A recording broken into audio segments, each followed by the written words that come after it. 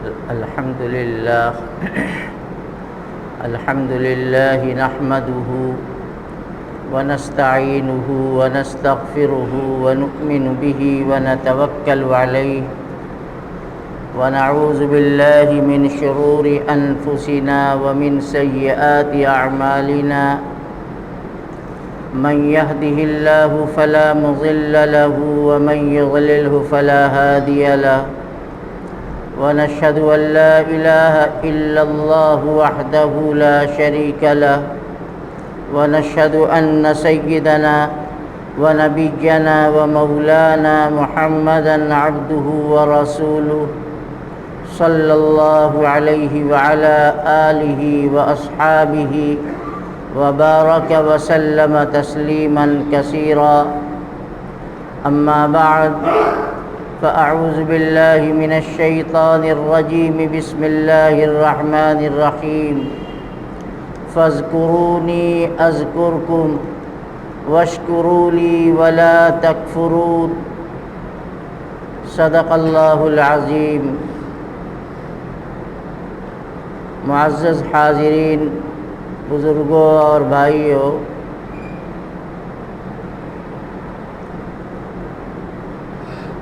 ہم سب یہ اچھی طرح جانتے ہیں کہ ہماری کامیابی اور ہماری نجات اللہ کا حکم ماننے میں اور اللہ تعالی سے اپنا تعلق مضبوط کرنے میں ہے، اور یہ بھی جانتے ہیں کہ ہماری زندگی کامیاب اسی وقت ہوگی اور اللہ تعالیٰ کی نظر میں ہم پسندیدہ اور محبوب اس وقت بنیں گے جب ہم اللہ کے سب سے محبوب آخری پیغمبر حضرت محمد صلی اللہ تعالیٰ علیہ وآلہ وسلم کی مبارک سنتوں کو اپنی زندگی کا حصہ بنائیں گے اور اپنی زندگی میں داخل کریں گے۔ ہر مسلمان اس بات کو اچھی طرح سے جانتا ہے، لیکن اصل ہماری کمزوری عمل کی ہے۔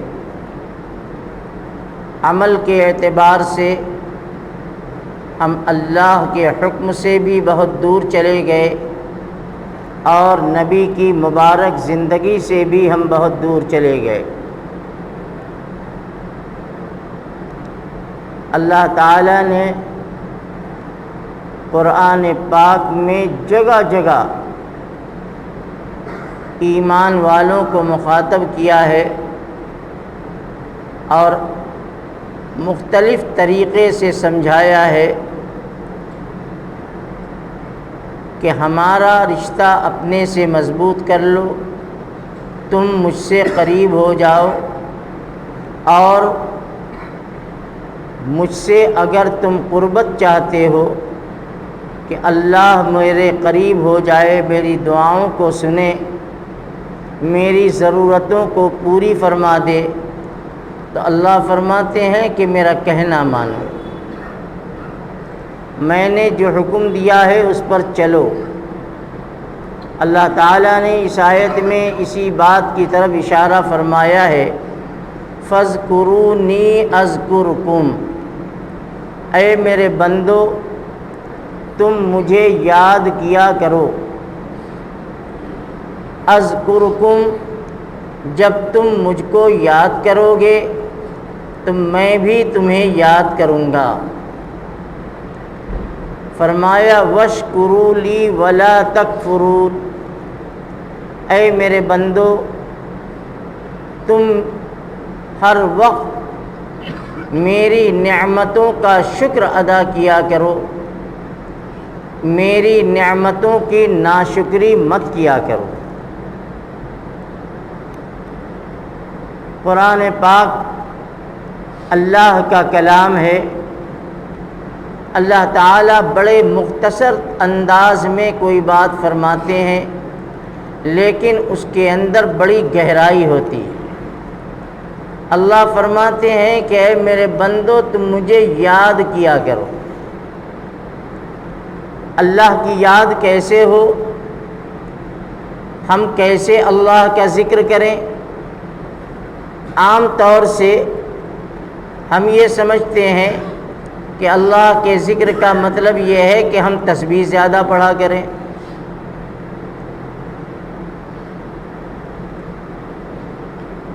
کلمہ طیبہ، استغفار، درود شریف وغیرہ کی تسبیح پڑھیں، یہ اللہ کا ذکر ہے۔ ایسا نہیں ہے۔ اس بات کو خوب اچھی طرح سمجھو کہ اللہ تعالیٰ کا ذکر کسی خاص عمل کے ساتھ مخصوص نہیں ہے،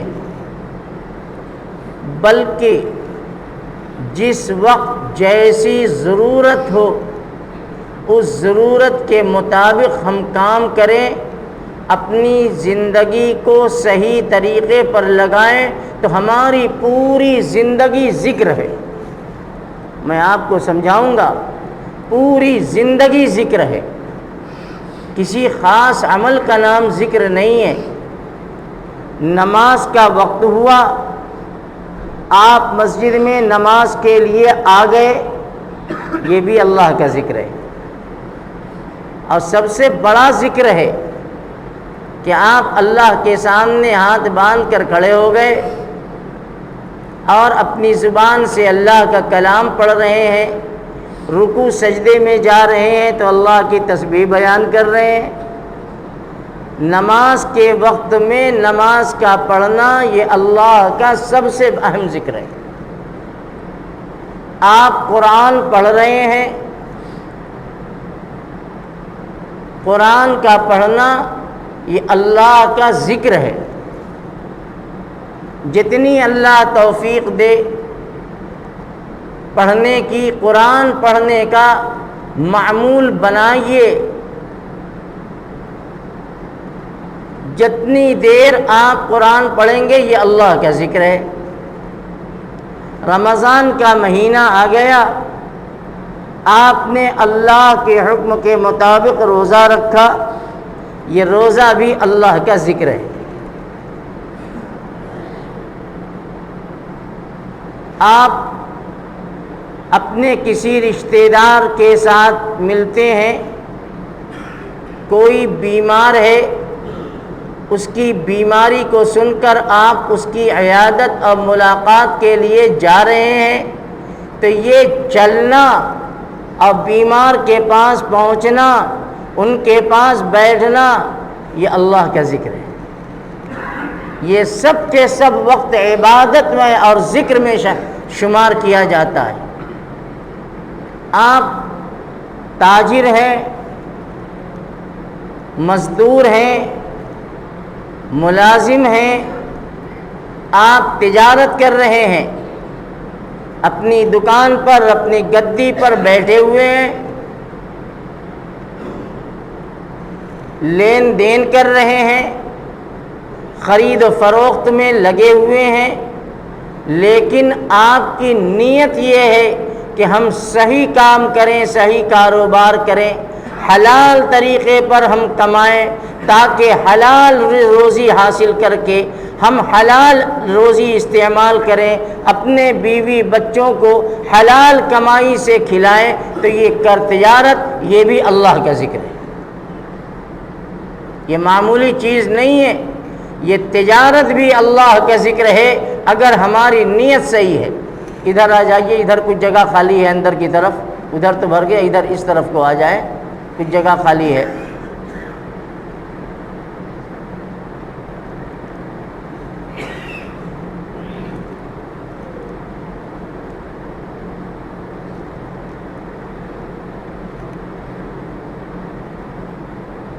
بیٹھ جاؤ، بیٹھ جاؤ، جہاں جگہ ملے بیٹھ جاؤ۔ تو میں عرض یہ کر رہا تھا کہ اللہ کے ذکر کی بہت سی شکلیں ہیں۔ آپ کسی غریب ضرورت مند کی مدد کرتے ہیں. ہمیں پتہ چل گیا کہ فلاں آدمی عزت دار ہے لیکن وہ پریشان ہے، اس کے گھر میں کھانے پینے کی دقت، لیکن عزت کی بنیاد پر کسی سے کچھ کہتا نہیں.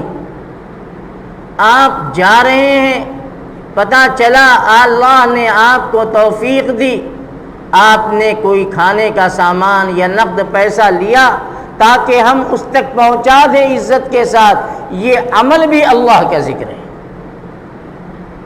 تو ذکر کی کوئی ایک شکل نہیں ہے.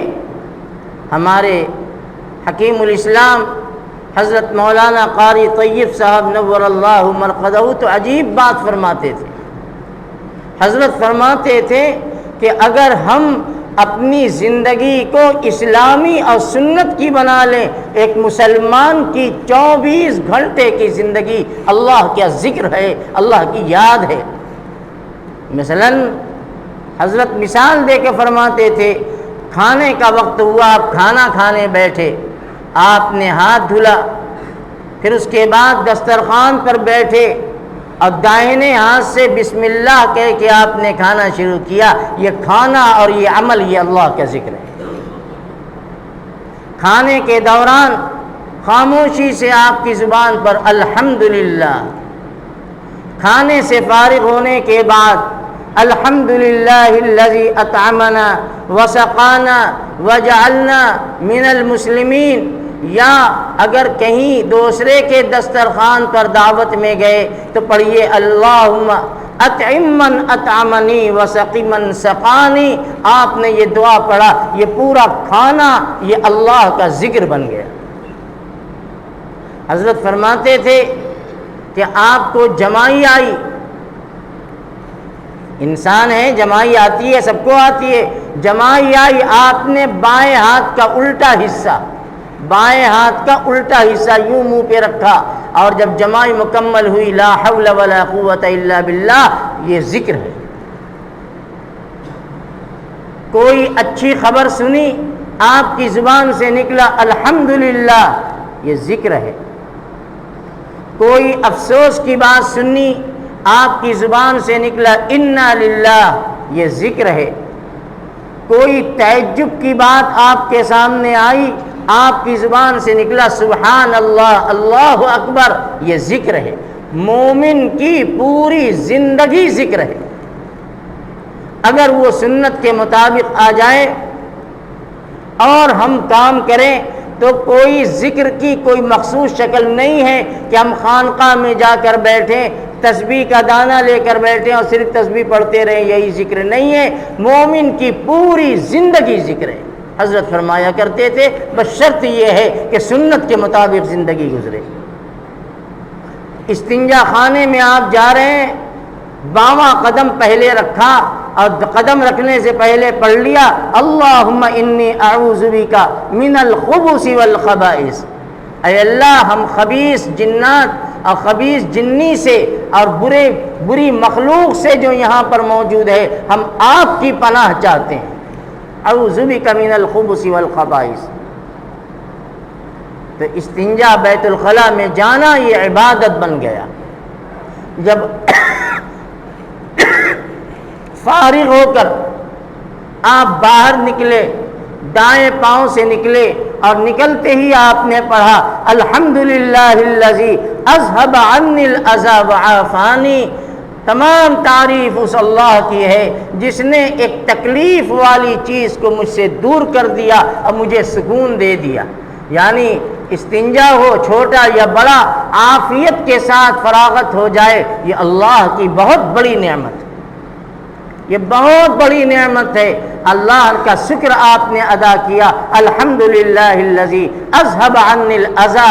تمام تعریف اس اللہ کی ہے جس نے مجھ سے ایک تکلیف والی چیز کو دفع کر دیا، دور کیا، وعافانی، اور مجھے مطمئن کر دیا، مجھے سکون دے دیا. تو استنجا میں خانہ میں جانا، بیت الخلاء میں جانا، بیت الخلاء سے نکلنا، غرض کہ میں یہ کہہ رہا تھا کہ انسان کی پوری زندگی ذکر ہے اگر سنت کے مطابق ہو جائے.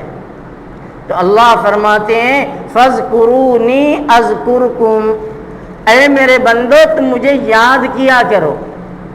اور اللہ کی یاد یہی ہے، آپ راستے میں جا رہے ہیں، مسلمان کا سامنا ہو گیا، ملاقات ہو گئی، چاہے وہ رشتہ دار ہو یا نہ ہو، آپ کو سمجھ میں آیا، آپ نے کہہ دیا السلام علیکم ورحمۃ اللہ، آپ نے اس کو سلام کیا اور اس نے آپ کے سلام کا جواب وعلیکم السلام، یعنی تم پر بھی سلامتی ہو، یعنی سلام کرنے والے پر بھی اللہ کی سلامتی ہو، سلام پہنچانے والے پر بھی اللہ کی سلامتی ہو، دونوں طرف سے دعا دے دی گئی۔ ایک مومن کی دعا ایک مومن کے لیے بڑی کامیاب ہے۔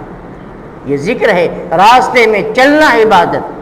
حضرت عبداللہ بن عمر رضی اللہ تعالی عنہما کے بارے میں آتا ہے کہ حضرت جب نماز کے لیے مسجد جاتے تھے تو قریب کا راستہ چھوڑ دیتے تھے اور بازار کے دور کے راستے سے جاتے تھے۔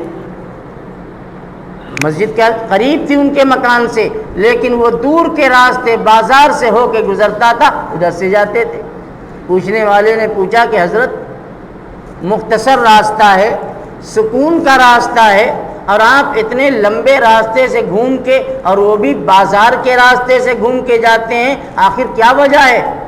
ابن عمر رضی اللہ عنہما نے جواب دیا کہ میں اس لیے جاتا ہوں تاکہ میرے زیادہ سے زیادہ مسلمان بھائی سے ملاقات ہو اور میں ان کو سلام کروں، میں ان کو دعا دوں، وہ ہمیں دعا دیں، تو یہ بڑے فائدے کی چیز ہے۔ وہ صحابہ کرام ایک اتنی ایسی سنتوں کو تلاش کر کے اس پر عمل کیا کرتے تھے اور فرماتے تھے کہ میرے آقا صلی اللہ علیہ وسلم نے ارشاد فرمایا ہے کہ جو آدمی جتنا دور سے چل کر مسجد تک پہنچے گا، اللہ رب العالمین ہر قدم پر ایک گناہ مٹاتے ہیں اور ایک درجہ اس کا بڑھاتے ہیں۔ میں لمبا راستہ طے کروں گا، میرے قدم اتنے زیادہ پڑیں گے، مسجد تک پہنچنے کے لیے میرے پاؤں اتنے زیادہ پڑیں گے، تو اس پر میری ایک گناہ ختم ہوگی اور ایک نیکی اور ایک درجہ میرا بڑھے گا۔ میرے بھائیو، میں عرض یہ کر رہا تھا کہ ذکر کی کوئی خاص شکل نہیں ہے۔ اللہ فرماتے ہیں کہ تم مجھے یاد کرو، میں تم کو یاد کروں گا۔ حدیث شریف میں آتا ہے کہ جو بندہ اللہ کا نام لیتا رہتا ہے، اور نام لینے کی وہی شکلیں جو میں نے بیان کی، اللہ کا نام لیتا رہتا ہے، اٹھتے بیٹھتے کھاتے پیتے سوتے جاگتے ملتے جلتے اللہ کا نام لیتا رہتا ہے، اللہ کا ذکر کرتا ہے،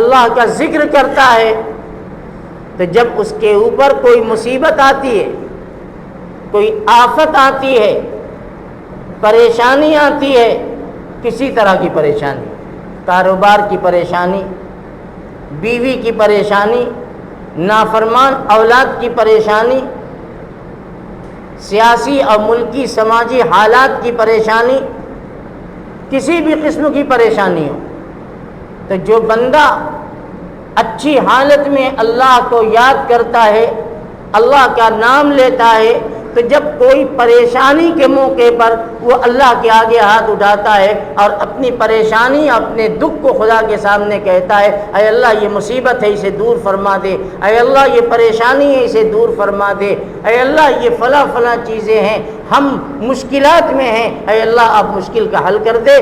جب بندہ اللہ سے مشکل وقت میں دعا مانگتا ہے تو فرشتے عرش پر کہتے ہیں کہ پروردگار یہ آواز تو جانی پہچانی، یہ آواز تو جانی پہچانی ہے، یعنی یہ آواز تو مسلسل آتی رہتی ہے،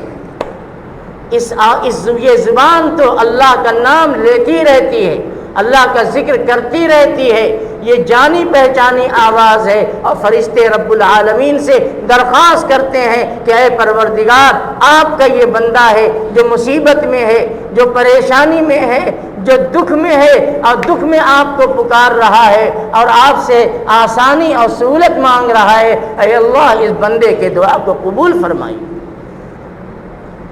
اللہ فرماتے ہیں فَاذْكُرُونِي أَذْكُرُكُمْ، تم مجھے یاد کرو میں تمہیں یاد کروں گا۔ کب یاد کروں گا؟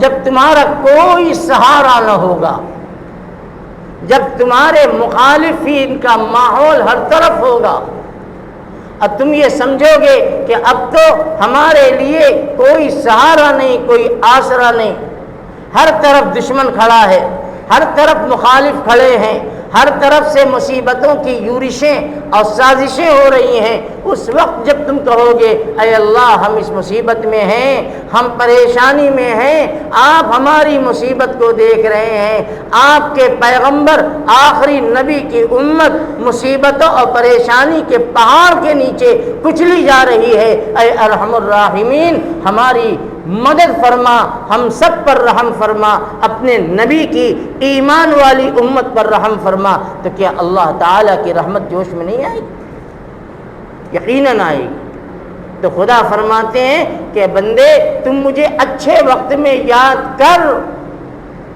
میں برے وقت میں تجھے یاد کروں گا، تیرا ساتھ دوں گا۔ اور اس کے مخالف جب ہم اچھے وقت میں اللہ کو بھولیں گے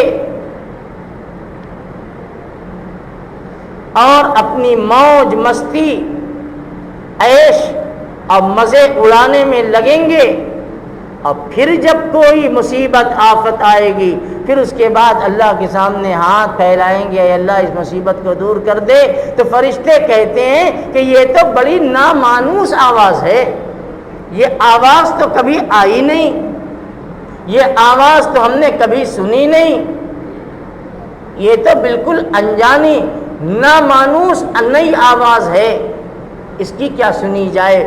میرے بھائیو بزرگوں، زندگی کے حالات یکساں نہیں رہتے، ایک طرح کے نہیں ہوتے، کبھی آسانی ہے، کبھی سختی ہے، کبھی راحت ہے، کبھی مصیبت ہے، یہی نام ہے زندگی کا۔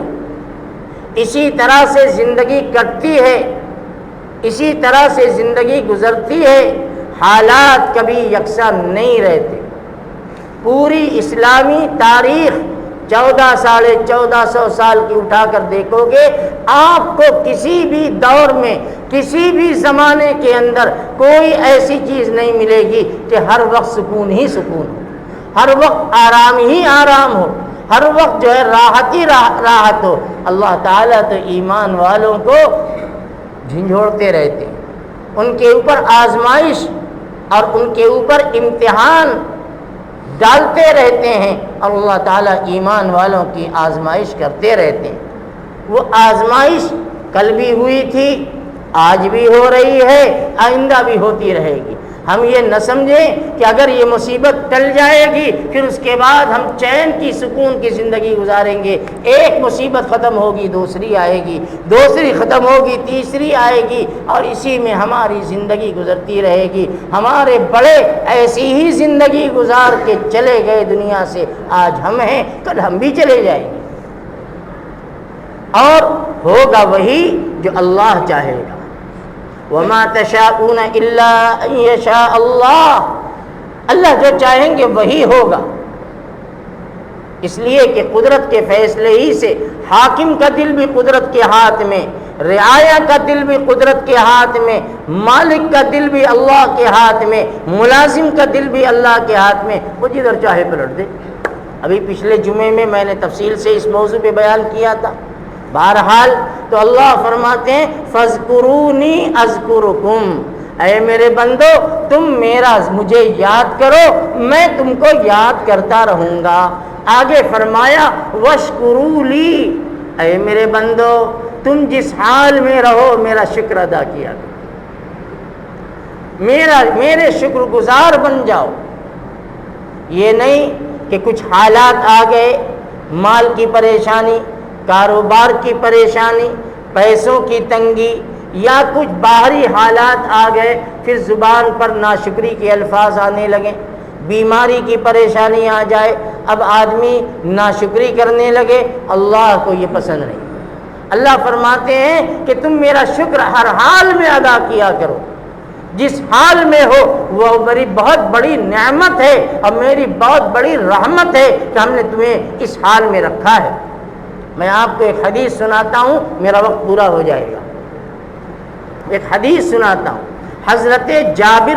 حضرت معاذ بن جبل رضی اللہ تعالیٰ عنہ، رسول اللہ صلی اللہ علیہ وسلم کے بڑے قریبی اور خاص صحابہ میں ہیں، حضور کے بڑے لاڈلے ہیں۔ رسول اکرم صلی اللہ تعالی علیہ وسلم نے حضرت معاذ سے ایک موقع پر فرمایا، یا معاذ انی احبک، اے معاذ میں تم سے محبت کرتا ہوں۔ کیا مقام ہے، اللہ کا نبی اپنے غلام سے کہہ رہا ہے کہ اے معاذ مجھ کو تم سے بڑی محبت۔ حضرت معاذ کا دل مارے خوشی کے بھر گیا، آنکھ سے آنسو ظاہر چھلکنے لگے۔ حضرت معاذ فرماتے ہیں کہ وَأَنَا أَيْضًا يَا رَسُولَ اللَّهِ أُحِبُّكَ، اے آقا، اے میرے محبوب، میں بھی آپ سے بڑی محبت کرتا ہوں۔ یعنی اگر نبی کو معاذ سے اور حد محبت ہے تو حضرت معاذ کو اپنے آقا سے بڑی محبت ہے، بہت چاہنے والے۔ رسول اکرم صلی اللہ تعالی علیہ وسلم نے فرمایا کہ اے معاذ، جب تم یہ کہتے ہو کہ ہمیں آپ سے محبت ہے تو اے معاذ ہم تم کو ایک کلمہ سکھاتے ہیں، ایک دعا بتلاتے ہیں، اور تم اس دعا کو مانگا کرو۔ وہ دعا کیا ہے؟ فرمایا کہ اے معاذ تم یہ دعا مانگا کرو، اللہم اعنی علی ذکرک و شکرک و حسن عبادتک۔ یہی میرا موضوع ہے، شروع سے میں لے کے چل رہا ہوں۔ اللہم اعنی علی ذکرک و شکرک و حسن عبادتک۔ بہت سے لوگوں کو یہ دعا یاد ہوگی، بڑی قیمتی دعا ہے۔ اس دعا کا مطلب یہ ہے کہ بندہ اپنے اللہ سے کہتا ہے اللہم اعنی، اے اللہ ہماری مدد فرما۔ اعنی کس معاملے میں مدد فرما؟ علی ذکر کا، اے پروردگار آپ ہماری مدد فرمائیے اس بات پر کہ میں آپ کا نام لیتا رہوں، آپ کا ذکر کرتا رہوں، آپ کو یاد کرتا رہوں۔ چاہے میں نے شروع میں کہا، چاہے نماز کے ذریعے یاد کرو، چاہے قرآن کے ذریعے یاد کرو، چاہے تسبیحات کے ذریعے یاد کرو، چاہے اپنے بلند اخلاق کے ذریعے یاد کرو، چاہے کاروبار کے ذریعے یاد کرو، یہاں تک کہ استنجا خانے میں جانے اور استنجا خانے سے نکلنے، سب میں یاد کرو۔ ساری تفصیل میں بیان کر چکا شروع میں۔ تو اللہ سے مدد مانگا کرو، اللہم اعنی علی ذکرک، اے پروردگار آپ ہماری مدد کیجئے کہ ہم آپ کا نام لیتے رہیں، ہم آپ کا ذکر کرتے رہیں، اس لیے کہ آپ کی توفیق اور آپ کی مدد کے بغیر ہم اپنی زبان سے ایک مرتبہ لفظ اللہ بھی نہیں کہہ سکتے۔ اگر اللہ کی توفیق نہ ہو تو ایک مرتبہ لفظ اللہ کہنا بھی مشکل ہو جائے گا۔ موقع نہیں ہے ورنہ میں سمجھاتا آپ کو کہ آپ کیسے سوچ سکتے ہو کہ اللہ کہنا کتنا آسان ہے، جب چاہو کہہ دو۔ نہیں، موقع ایسا آتا ہے کہ زبان سے لفظ اللہ کہنا بھی مشکل ہو جاتا ہے، اور یہ وہ وقت ہوتا ہے جب دنیا سے جانے کا وقت ہوتا ہے۔ بہرحال تو فرمایا اللہم اعنی علی ذکرک، اے پروردگار ہماری مدد فرمائیے اپنے نام لینے پر، اپنے ذکر پر، وشکرک، اے اللہ ہماری مدد فرمائیے اپنے نعمتوں کے شکر کی۔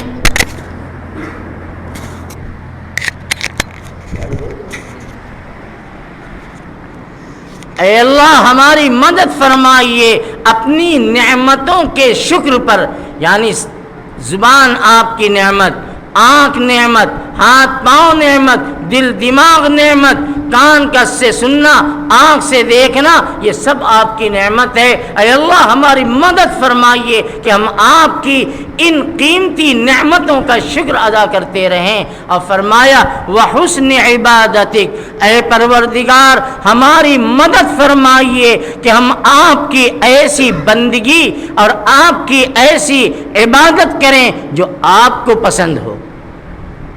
یعنی عبادت میں اپنی مرضی سے نہیں بلکہ آپ کی مرضی سے جس عبادت کو آپ پسند فرماتے ہیں، جس عمل کو آپ پسند فرماتے ہیں، جو عمل آپ کے بارگاہ میں مقبول ہوتا ہے، اے پروردگار ہمیں ایسے عمل کی وحسن عبادت، ایسی عبادت کی توفیق عطا فرمائیے۔ ہر مسلمان اس دعا کو یاد کرے اور اپنی نماز کی بات کی دعا میں اس دعا کو شامل کر لے کہ اللہ سے توفیق مانگے، اللہ سے مدد مانگے، تو اللہ کا وعدہ ہے لئن شکرتم لازیدنکم، تم اگر میری نعمتوں کا شکر ادا کرو گے ہم اپنی نعمتیں بڑھا دیں گے۔ اللہ کی یاد، اللہ کی نعمت کا شکر ادا کرنا، یہ ہم اپنی زندگی کا ایک حصہ بنا لیں۔ میرے بھائیوں، اب میں 2 منٹ میں موجودہ شہر کے اور ملک کے حالات پہ روشنی ڈالنا چاہتا ہوں۔ پچھلے جمعہ کو بھی میں نے عرض کیا تھا کچھ باتیں۔ اس وقت آپ محسوس کر رہے ہوں گے کہ آپ کا شہر انتہائی حساس بنا ہوا ہے۔ ادھر 2-4 دنوں کے اندر افسران کی مسلسل میٹنگیں ہوتی رہیں اور شہر کے ذمہ داران کو بلا کر میٹنگیں ہوتی رہیں۔ کئی میٹنگ میں میں نے شرکت کی۔ بڑے بڑے جو افسران ہیں، اللہ کا شکر ہے کہ اللہ نے ان کے دل میں میری عزت دی ہے، بہت اچھے انداز میں گفتگو کرتے ہیں، بہت عزت دیتے ہیں۔ حالات کی سنگینی بہت زیادہ ہے۔ اب میٹنگ کا مقصد صرف یہ ہے کہ ادھر پچھلے 2-3 جمعہ سے صوبے کے مختلف شہروں میں جو واردات ہوئی ہے وہ بڑی تکلیف دہ ہے۔ آپ جانتے ہیں کہ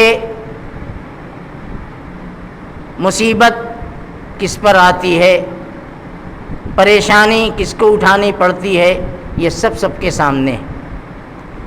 اس لیے افسران کی طرف سے یہ گزارش کی جاتی ہے بار بار کہ آپ لوگ دھرم گرو ہیں، آپ کا اثر ہے، آپ کی ایک آواز پر ہزاروں لوگ آپ کا کہنا ماننے والے ہیں، آپ اپنے علاقوں کو سنبھالیے، شہر کو سنبھالیے۔ میں نے ان سے کہا کہ آپ کی جو ذمہ داری ہے آپ اپنی ذمہ داری کو پوری کیجئے اور ہم اپنی ذمہ داری کو پوری کریں گے۔ ہم آپ کو اطمینان دلاتے ہیں کہ ہمارے علاقے میں، اور بلکہ یوں کہا جائے کہ ہمارے شہر میں کوئی ایسی انہونی نہیں ہوگی یا کوئی ایسی چیز نہیں ہوگی جو شہر کے امن و امان کے لیے خطرہ پیدا کر دے اور مصیبت آ جائے۔ اس لیے آپ دیکھ رہے ہیں میرا تحریری پیغام بھی چل رہا ہے، میرا ویڈیو بھی چل رہا ہے کل سے، اور چپے چپے پر نظر ہے۔ آپ غافل ہوں، آپ یہ سمجھتے ہوں کہ آپ اپنے گھر سے نکلے اور یہاں تک پہنچ گئے، آپ آ گئے، لیکن آپ کو یہ نہیں معلوم ہے کہ آپ کے چلنے کو، آپ کے آنے کو کہاں کہاں سے دیکھا گیا ہے۔ فضا کے ذریعے، عام راستوں پر موونگ کیمرے کے ذریعے اور پرشاسنک طور پر جو عملہ مستعد ہے گلی کوچوں میں آپ کے آنے جانے پر وہ نظر رکھ رہا ہے، وہ پہچانتا ہے۔ اس لیے میں نے بہت بڑی ذمہ داری لی ہے، وعدہ کیا ہے یہاں کے پرشاسن سے، ادھیکاریوں کے سے، کہ ہم اپنے شہر، اپنے علاقے کی جہاں تک ہو سکے گا ہم امن و امان اور چین و سکون کو باقی رکھنے میں ہم پوری محنت کریں گے، اور ہماری پوری جمعیت علماء ضلع بنارس کی جو ٹیم ہے انشاءاللہ وہ اس کام میں جڑی ہوئی ہے، ہر طرح سے کوششیں ہو رہی ہیں۔ میں آپ سے بھی یہ کہتا ہوں کہ خدا کے واسطے افواہوں سے دور رہیں، نامناسب تبصروں سے اپنی زبان کی حفاظت فرمائیں، اور کوئی ایسی واٹس ایپ کے ذریعے پوسٹ جو کسی بھی سطح سے انتظامیہ کی کارکردگی یا لوگوں کے اندر جذبات اور اشتعال والی واٹس ایپ ہو، اس سے خود بچیں، دوسروں کو بچائیں۔ کتنے لوگ ہیں جو اس اپنے عمل، اس جرم کی وجہ سے آج گرفتار ہیں اور ان کے اوپر بڑی بڑی دفعات لگی ہوئی ہیں۔ اس لیے واٹس ایپ چلانے والے بھی بہت محتاط ہو جائیں، میسیجنگ کرنے والے، ادھر سے ادھر اپنی بات کو پہنچانے والے، وہ بھی محتاط رہیں، اور شہر کے امن و امان کو باقی رکھنے میں ہم اور آپ جو کچھ کر سکتے ہیں اس سے پیچھے نہ ہٹیں، اور دعا بھی کرتے رہیں کہ اللہ تعالیٰ اس بے امنی اور بے اطمینانی کی فضا کو دور فرمائے، سکون دے، امن دے، اس لیے کہ جب چین و سکون ہوگا تو آدمی سکون کے ساتھ اپنے کاروبار میں، اپنے روزی روزگار کے اندر مشغول ہوگا، اور جب دل مطمئن نہیں ہوگا تو پھر آدمی کہیں کا نہیں بچتا۔ بس اللہ سے دعا کرنی چاہیے، انشاءاللہ خدا نے چاہا تو اب وہ فضا جو تشویش کی تھی وہ دور ہوگی، ختم ہو جائے گی۔ بس اس میں ہمارے اور آپ کے کردار کا بہت بڑا دخل ہے۔ ہم مثالی انسان بن کر کے دکھا دے کہ مسلمان امن پسند ہوتا ہے، ہم امن و شانتی کے پیامی ہیں، ہم دہشت گردی، تشدد اور اس طرح کی غلط کام میں ہمارا نہ کبھی عمل دخل رہا ہے، نہ انشاءاللہ آئندہ رہے گا۔ اللہ ہم سب کی حفاظت فرمائے۔ وآخر دعوانا ان الحمد للہ رب العالمین۔